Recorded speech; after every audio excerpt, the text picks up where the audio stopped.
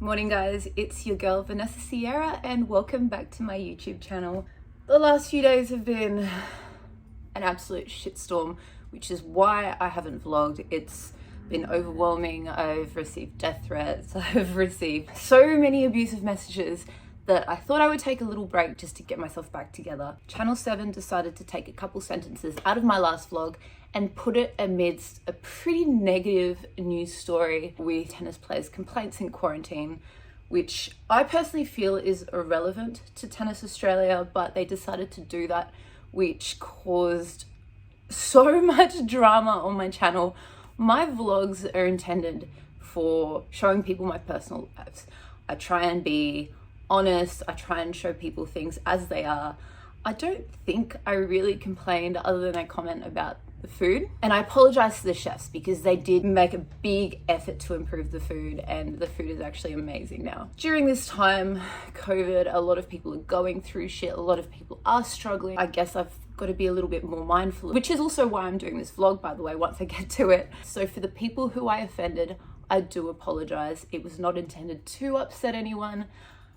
It was just supposed to be lighthearted. Let's move on to the vlog. About 8 months ago, I did a couple vlogs on my mental health because for those of you who have been following me, you guys know, but if you don't, I hit a pretty dark spot about a year ago. I was struggling. I ended up in ICU because of what I was going through. I ended up sharing my story to try and help others because that was sort of when Corona just started. I wasn't the only person feeling this way. So I ended up going on antidepressants. And by the way, guys, if you have not watched my last vlogs, I highly suggest you go watch them before watching this one. It'll give you a little bit more insight of what I went through. Back then I was just going on to Lexapro, which is an antidepressant, and I was just starting therapy. Whereas now it's been 8 months of all of this. I've experienced the side effects, I've experienced just everything. So please go watch my last vlog if you haven't yet. Also, before I get into this, you guys had a couple questions, so I'll quickly answer. My eyeshadow that I use, I don't know why I brought my brush. I don't know what it's called. I just use a blush on my eyelids, so it's not an actual eyeshadow. I just quickly chuck it on. With my lipstick, I use the MAC Well lip liner and the Huda Beauty Girls Trip. On my journey to recovery, I got on these tablets. They're called Lexapro. They're an SSRI class of drugs. They work by releasing serotonin, I think, in your brain. I got prescribed the 10 milligram tablets. I was told to start on 0.5 milligram, which is half of one of these tablets. And I think it was after a month of being on them, or a week, I'm not sure, go back to my vlog, I go to the 10 milligrams. When I first started, they made me feel like a zombie. I couldn't enjoy life. I felt like all my emotions were taken away from me. Yeah, I didn't get those like heavy sort of sad feelings, but I also didn't get the enjoyment in life that I used to get from different activities. And I felt like that was contributing more to my depression. Like, it was a really difficult time for me because I kept getting told to stay on these drugs because they're gonna help me, but I felt like they were sort of doing worse for me. I was getting all these side effects and it was horrible for the first month. After a month, maybe 2 months into it, that's when I started seeing the results. Honestly, it did work. This helped me through so much. It's really hard because they worked in the sense that I didn't get sad, I didn't get depressed, but I sort of lost my purpose in life because I couldn't enjoy anything because I felt like such a zombie. So I was on the 10 milligrams and I was like, what the fuck is this life for? Like, I don't want to be here anymore. I was talking to my psychologist, my psychiatrist, and I was like, what's the point of life? I just want to end it all, you know? Like, it didn't make sense that, yeah, I didn't feel sad, but I still didn't want to be around. So for a few months, I worked on sort of finding my purpose in life, and I did find it. I mentioned that in the last vlog as well. Please watch it. I worked on finding my purpose in life and finding different things that I enjoyed, and I decided to stick to the drug because over time, as I looked for reasons to be around, those suicidal thoughts slowly went away. It wasn't an instant thing. There's no instant fix to curing your depression. I mean, there might be for some people, but I personally don't think there is. I saw a psychologist once a week for about 4 months. This was probably the most helpful out of everything that I did. I moved cities. That was mainly because of my surroundings in Sydney. It was a very toxic environment. I needed a fresh start. So I ended up moving from Sydney to the Gold Coast. I ended up making new friends, better quality friends. I had a better quality of life, which was also a big factor in this. Overall, had a better environment in front of me. Whereas Sydney was people seem to live a really shallow lifestyle over there. And I found that I had not that many real friends. I feel like a lot of people there hung out with me with ulterior motives. Whereas on the Gold Coast, I seemed to find a group of friends who really just wanted to be my friend and actually were there for me. I think that also played a big factor. I ended up upping my dose to 20 milligrams. So I was taking 2 pills a day at one point.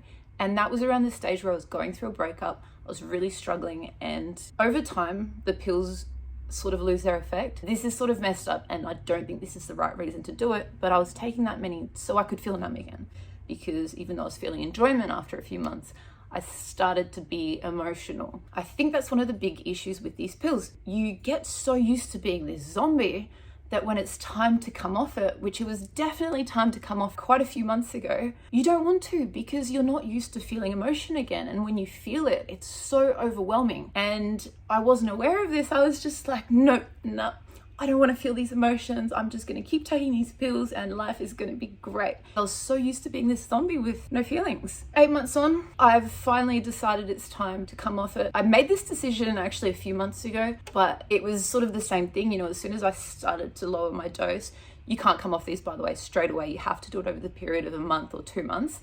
Otherwise your body goes through withdrawals. I made the decision to come off it, and every time something would happen or trigger me and I would feel these emotions, I'd be like, you know what? I'm just gonna go back to my normal dose and stick it out for a little bit longer. I am more than ready to come off these pills. The issue is I'm just gonna have to learn to face emotions like normal humans do. And I guess that's the biggest struggle of it. I can't say I really feel depressed anymore. I mean, the last few days were fucking brutal. But it's life, I guess. Your emotions are like a wave. Goes up, goes down. It's just part of being a human.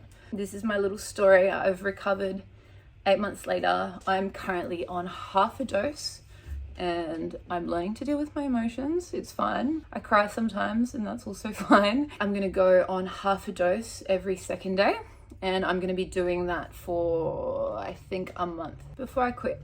Here's me, all well and recovered with normal human emotions. I feel joy, which is good because a month ago I didn't, from taking too many of these pills.